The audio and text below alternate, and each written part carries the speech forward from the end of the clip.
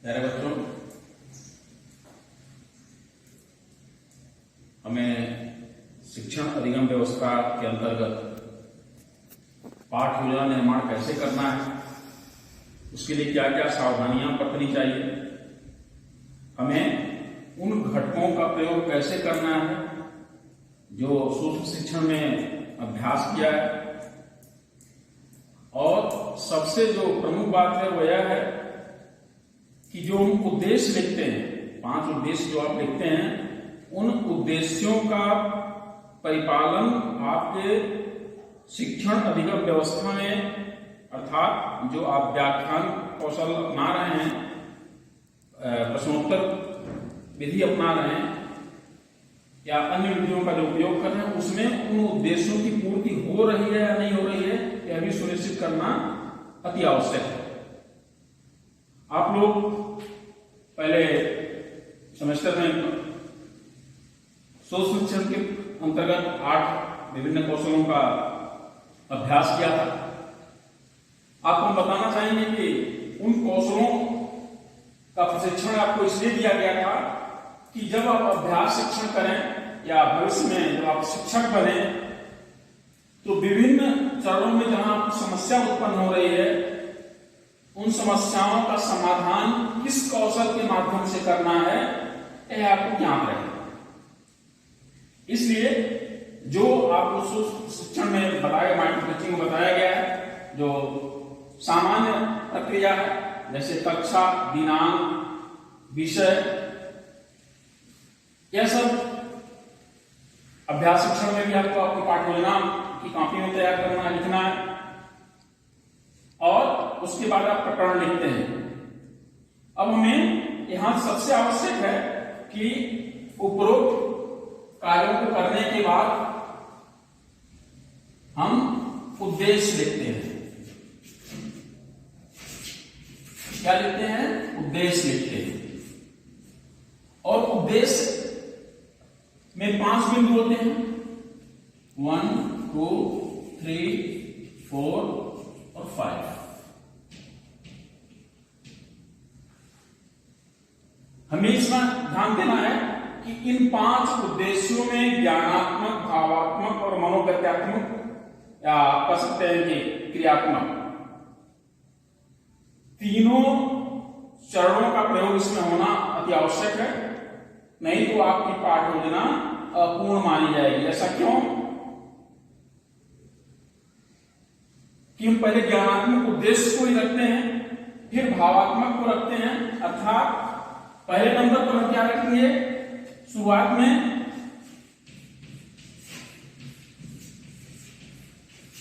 ज्ञानात्मक, दूसरे में भावात्मक,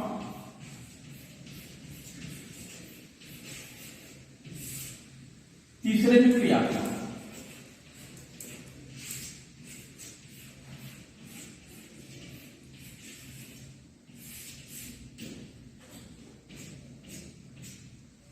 यह क्रम इसलिए आवश्यक है कि किसी भी विषय वस्तु का पहले हमें ज्ञान होता है, हम उसको पहले जानते हैं, और जानने के उपरांत उसके बारे में हम एक स्मृति तैयार करते हैं, उस पर चिंतन करते हैं, और चिंतन के उपरांत उस चिंतन का प्रयोग हम बाह्य जगत में करते हैं। बाह्य जगत से तात्पर्य यहाँ विद्यालय से है, कॉपी से है, टीचर के सामने है, या अपने मित्रों के समक्ष है। अर्थात पहले किसी विषय को हम जानने का प्रयास करते हैं। जैसे कि आप छोटे रहे होंगे तो सबसे पहले आपको ये बताया गया होगा या क बताया गया होगा, नहीं कि आपको पहले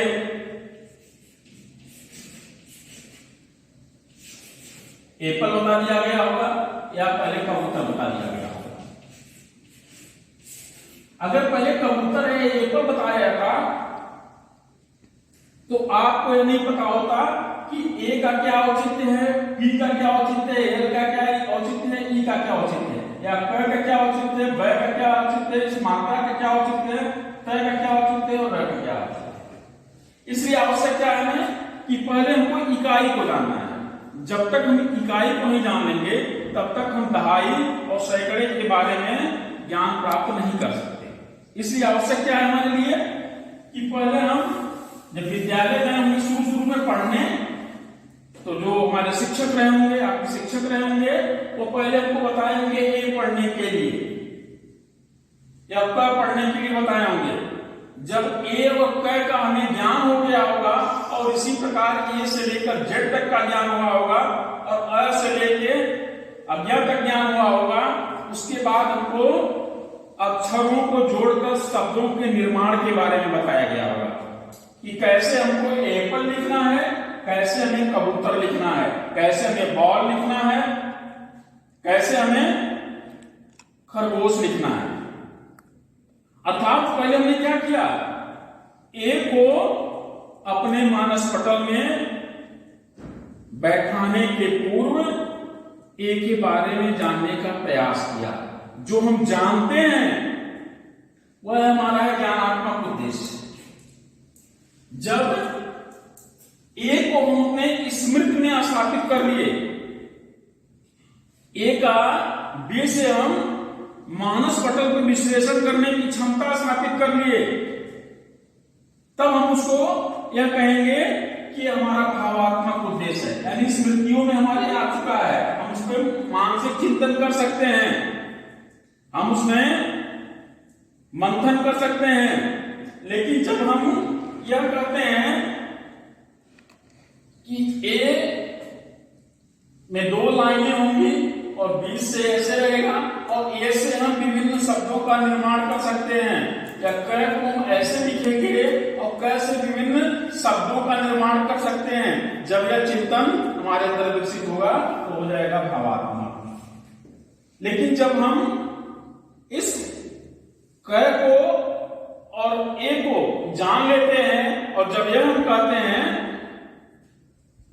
कि कबूतर उड़ता है,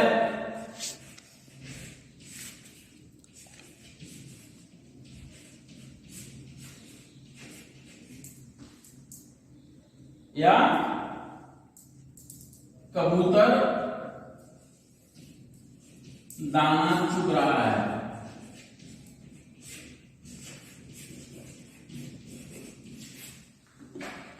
अर्थात अब यह जो क था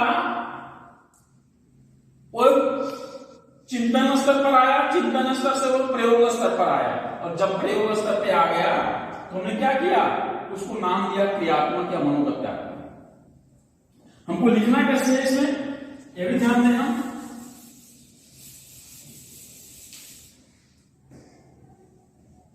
कि हमें 3 स्तरों को 5 जो बिंदु में समाहित करना है। इसके लिए नियम है, सामान्य नियम 1 2 2 या 2 1 2 2 2 1। लेकिन हमेशा ध्यान देना चाहिए कि जहां तक हो क्रियात्मक, जहां तक संभव हो सके कि कम से कम 2 बिंदुओं में हो। अगर नहीं हो पा रहा किसी कारणवश तो कम से कम 1 बिंदु जरूर उसका अप्लाई किया जाए, प्रयोग किया जाए उन 5 उद्देश्यों में। अगर इन क्रमों में हम उद्देश्यों का निर्धारण करते हैं और उन उद्देश्यों के आधार पर हम अध्यापन कार्य करते हैं, तब हम यह मानेंगे कि हमारा अध्यापन कार्य सुचारू रूप से सही रूप में संचालित हो रहा है। हमारा अध्यापन कार्य ऐसा है कि उस विषय वस्तु को जिसको हम पढ़ा रहे हैं बच्चे सरलता पूर्वक समझ सकते हैं। इसलिए पाठ योजना निर्माण के पूर्व उद्देश्यों का निर्धारण सरल, सुबोध और सटीक होना नितांत आवश्यक होता है। आते हैं दूसरी बात पर कि जब हम उद्देश्यों का निर्धारण कर लेते हैं उसके बाद हम ध्यान देते हैं किस पर, कि जिस विषय वस्तु को हम पढ़ाने जा रहे हैं उस विषय वस्तु का ज्ञान छात्रों को है या नहीं। जैसे कि मान लिया कि महात्मा गांधी के बारे में पढ़ाएंगे,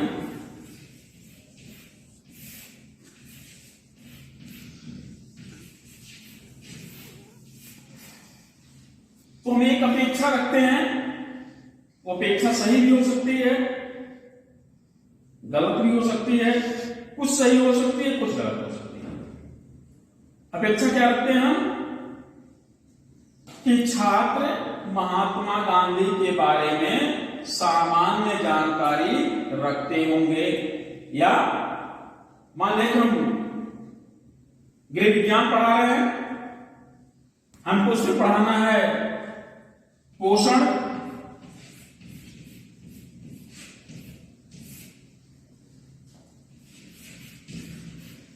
ये हमारा पूर्व ज्ञान। मान लिया हम पढ़ा रहे हैं पोषण, तो हम आगे लिखेंगे पूर्व ज्ञान में कि छात्राओं को पोषण के बारे में, छात्राएं पोषण के बारे में सामान्य जानकारी रखती होंगी, रखती हैं। आप यह नहीं कर सकते, परफेक्ट नहीं हो सकता, इंडेफिनिट में होगा, हो भी सकता है, नहीं भी हो सकता है।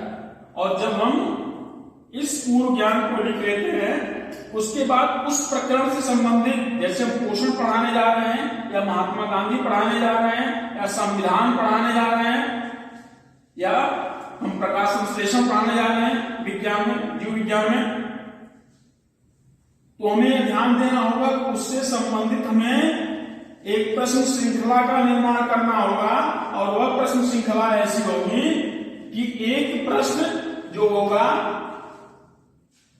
पहले प्रश्न का जो उत्तर होगा और दूसरे प्रश्न में समाहित होना चाहिए। जैसे